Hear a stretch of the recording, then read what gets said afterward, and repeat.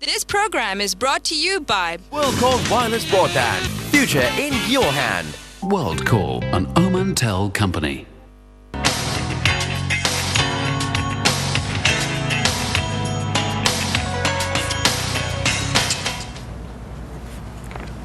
Welcome back. You are watching programme KC hotline. Break पे जाने से पहले मार्केट की क्लोजिंग हमने देखी और आज हमने देखा सीमेंट सेक्टर और हमें जो फाइनेंशियल सर्विसेज जो है वो टॉप करते हुए नजर आए और थ्रू आउट द डे हमने देखा कि ट्रेडिंग एक्टिविटीज़ जो है वो ग्रीन जोन के अंदर ही रही और इनिशियल मूवमेंट अगर देखें तो थोड़ी सी करेक्शन नजर आई, लेकिन उसके बाद मार्केट ने रिकवरी शो की।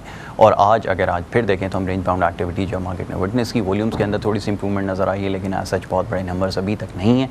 और मार्केट के अंदर क्या वजूहत हैं कि वॉल्यूम्स अभी तक वापस नहीं आ रहा है। जेन्युइन बायर्स और सेलर्स मार्केट के अंदर स्टैंड कर रहे हैं, लेकिन लोकल पार्टिसिपेंट्स जो है उनकी पार्टिसिपेशन हमें थोड़ी सी कम नज़र आ रही है। क्या रीज़न्स है, इसके ऊपर आज प्रोग्राम में बात करेंगे। रिजल्ट्स की अनाउंसमेंट भी है, वो भी आपके साथ शेयर करेंगे और बहुत सारी चीज़ें इनफैक्ट आज प्रोग्राम में डिस्कस करेंगे। लेकिन सबसे पहले आपका तारुफ कराता हूँ अपने मेहमान के साथ। मेरे पास यहाँ पर सलमान नकवी साहब मौजूद हैं, हेड ऑफ सेल्स हैं आबा अली हबीब सिक्योरिटीज़ के। Welcome to our show. Thank you Salman sahab, volumes के हवाले से हम देखें कल के मुकाबले में थोड़े से इम्प्रूव हमें नज़र आए और जैसे हम सुबह भी बात कर रहे थे, आपसे भी हमारी एक दिन पहले बात हो रही थी कि 25 जुलाई वाला जो फैक्टर है जिसको मैंने अभी मेंशन किया, इसका किस हद तक मार्केट के ऊपर प्रेशर है? क्या ये बात सही है कि इसकी वजह से मार्केट के अंदर जो ये रेंज बाउंड एक्टिविटी अभी तक नज़र आ रही है? यकीनन इसका हो सकता है और ज़ाहिर है पॉलिटिकल फ्रंट पे एक अनसर्टेनिटी है 25 जुलाई के हवाले से, और इससे पहले भी चूँकि एक गवर्नमेंट चेंज हो चुकी है, तो जब गवर्नमेंट चेंज होती है तो समझ लें कि एक बहुत बड़ा गैप आ जाता है और आपके जितने भी एग्रीमेंट्स होते हैं और जो भी कमिटमेंट्स होती हैं सब हवा में होती हैं। तो यही सिनेरियो कुछ डेवलप होता नज़र आ रहा है 25 जुलाई। हाउएवर हो सकता है उस वक्त कोई नया स्टांस हो, कोई नया हो, अल्लाह करे, और ताकि मैं समझता हूँ कि इस तरह के जो सिलसिला चल रहा है इससे मुल्क की मईशत को नुकसान होता है सबसे ज़्यादा और बदनामी भी होती है। तो एक यकीनन उससे जैसे कॉशियस अप्रोच यकीनन मौजूद है। और जैसे मैंने अभी जिक्र किया कि मार्केट के अंदर अब सिर्फ जेन्युइन बायर्स और सेलर्स ही जो है वो नज़र आ रहे हैं। हम इंस्टीट्यूशंस की और फॉरेन इन्वेस्टर की सपोर्ट ही मार्केट को देख रहे हैं। क्या वाकई लोकल पार्टिसिपेशन थोड़ी सी कम हुई है इन बिटवीन ये जो टाइम रहा है?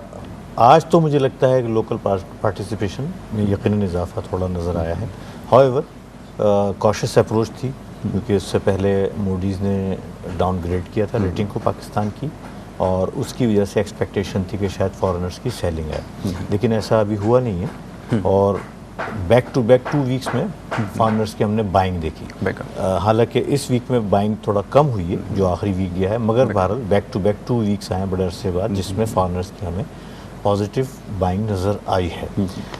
मैं समझता हूँ कि पॉलिटिकल अनसर्टेनिटी की वजह से और साथ साथ जो मूडीज़ ने डाउनग्रेड करा इसका इम्पैक्ट हम देख सकते हैं, लेकिन मार्केट की जो अंडरलाइन स्टोरी हमें नज़र आ रही है, मार्केट में स्ट्रेंथ नज़र आ रही है। अनाउंसमेंट सीज़न ऑन हो चुका है, strong earnings, strong fundamentals market को सपोर्ट कर रहे हैं, और मार्केट में क्योंकि वीक इन्वेस्टर नहीं है, कोई लेवरेज प्रोडक्ट ऐसा मौजूद नहीं है, न ही फ्यूचर ट्रांजैक्शंस में कोई इतनी बड़ी लॉट मौजूद है, इसलिए हम मार्केट में इतनी बड़ी गिरावट नहीं देखते हैं। इसलिए मार्केट में एक रेजिस्टेंस नज़र आ रही है।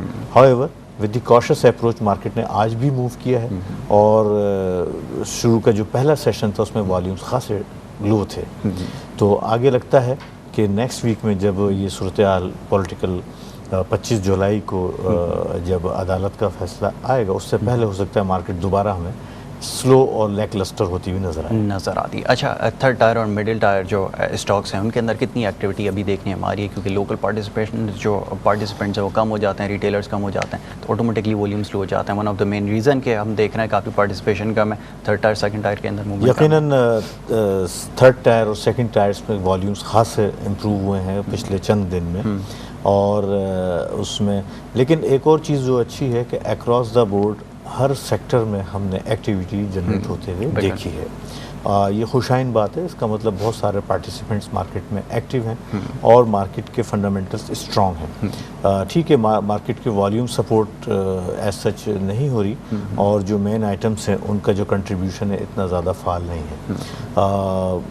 हाउएवर जैसे जैसे रिज़ल्ट सीज़न आगे बढ़ेगा और चीज़ें क्लियर होंगी, मैं समझता हूँ कि और मज़ीद क्लियरिटी आती जाएगी। इस वक्त मार्केट का अगर मेन मसला देखा जाए और जो रहा है और जो है वो वॉल्यूम्स का है। ठीक है। अच्छा, ये जो रिजल्ट्स की अनाउंसमेंट है, कुछ अच्छे अर्निंग्स भी आ रही हैं, कुछ सेक्टर्स की जो एक्सपेक्टेशंस भी हाई हैं, मार्केट इसको किस हद तक डिस्काउंट करेगी आपके ख्याल में? किस हद तक डिस्काउंट करेगी या किस हद तक उस पर रिएक्शन होगी? बहुत पॉजिटिव रिएक्शन है, बहुत अच्छी एक्सपेक्टेशन है। और अभी ऑयल एंड गैस सेक्टर्स के रिजल्ट्स बाकी हैं जो मैं समझता हूँ हमारी अच्छी खासी उसमें एक्सपेक्टेशन है। साथ साथ पीपीएल में डेवलपमेंट्स हो रही हैं, वो ऑफशोर जो है एक्टिविटीज़ वो कर रहे हैं। उसके साथ साथ जो है सीमेंट सेक्टर के बारे में तो मैं समझता हूँ कि अब तो कोई शक नहीं है, जो अच्छी खासी इसमें हमने डेवलपमेंट और अच्छी खबरें सीमेंट सेक्टर में हमने देखी हैं, इनपुट कॉस्ट से लेके और साथ साथ फेडरल एक्साइज ड्यूटी तक और साथ साथ दुनिया में। लेकिन डोमेस्टिक फ्रंट पे आगे यकीनन सीमेंट की डिमांड कम होगी क्योंकि रेनी सीज़न स्टार्ट हो चुका है, मगर बड़ी स्ट्रॉन्ग अर्निंग्स हैं। और क्योंकि मार्केट हमारी इस वक्त 14,500 के नज़दीक है, जो एक टेक्निकल रेजिस्टेंस होता है 14,500, ये भी वजह है लोग कॉशियस अप्रोच अपना लेते हैं, मगर ये 14,500 गालिबन 6.5 और 7 की पी पर ही आया है, जो बड़ी लो पी है। तो इससे मार्केट का फर्दर स्कोप आगे बन जाता है। गिरावट कम नज़र आती है क्योंकि बहुत ज़्यादा गिर के भी मार्केट 6 की पी पर भी जाती, तो 13,000 से ज़्यादा नीचे नहीं जा सकती मार्केट। अच्छा, होता है अमूमन ये है कि रमज़ानुल मुबारक से पहले हम देखते हैं कि ट्रेडिंग एक्टिविटीज़ थोड़ी सी फास्ट पेस पे चली जाती हैं, वो एज सच तेज़ी नज़र नहीं आई गुज़िश्ता सालों के मुकाबले में भी देखें, और हिस्टोरिकली भी अगर इन तमाम चीज़ों का एनालिसिस करें, क्योंकि रमज़ान में क्योंकि रिलीजियस एक्टिविटीज़ होती हैं वो थोड़ी ज़्यादा हो जाती हैं, इन्वेस्टर थोड़ा उस तरफ ज़्यादा फोकस कर रहे होते हैं, तो वो तेज़ी अब नज़र आ रही है मार्केट के अंदर जो कभी हुआ करती थी, जो ट्रेडिशनल जिसकी मैं बात कर रहा हूँ कि रमज़ान से पहले का जो एक सीज़न हुआ करता था ऑटोमेटिकली जो वो पेस जनरेट कर लेता। देखें टेक्निकली अगर हम मार्केट को देखें तो जो इशूज़ हैं, चले 14,500 का इंडेक्स है, साइकोलॉजिकल बैरियर है, it is one of the reason.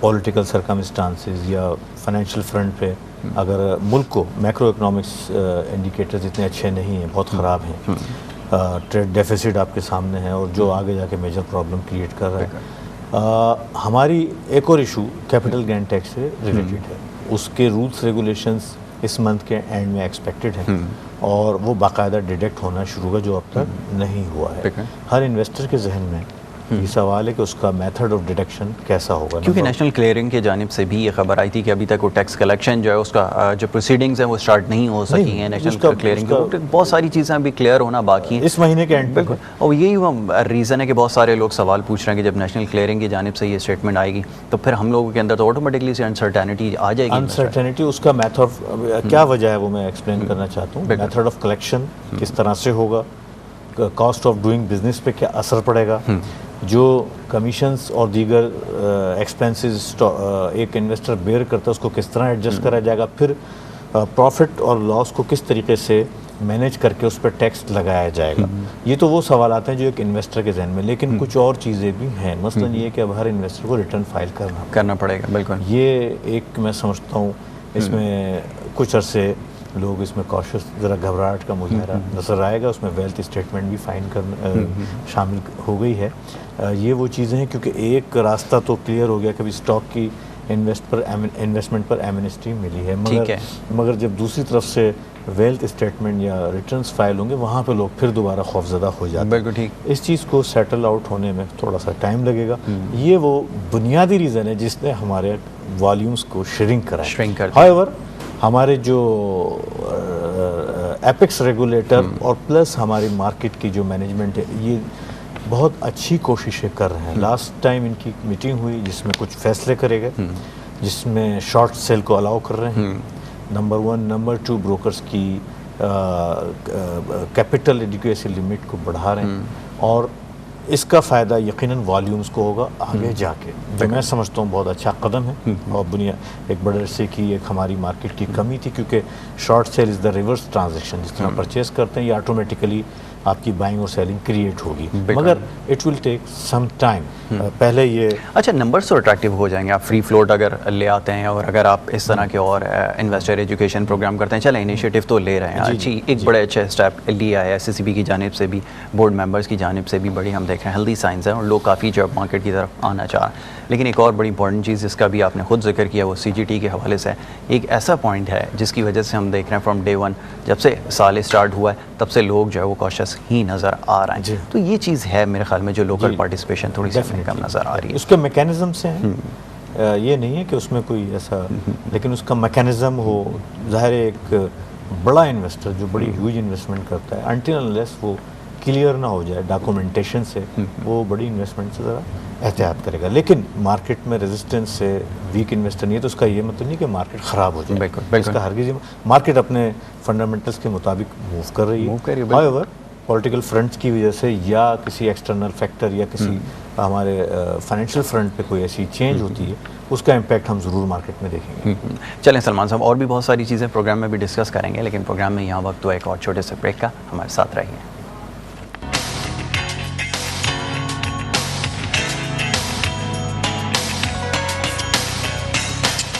This program is brought to you by Worldcall Wireless Broadband. Future in your hand. WorldCall, an Omantel company.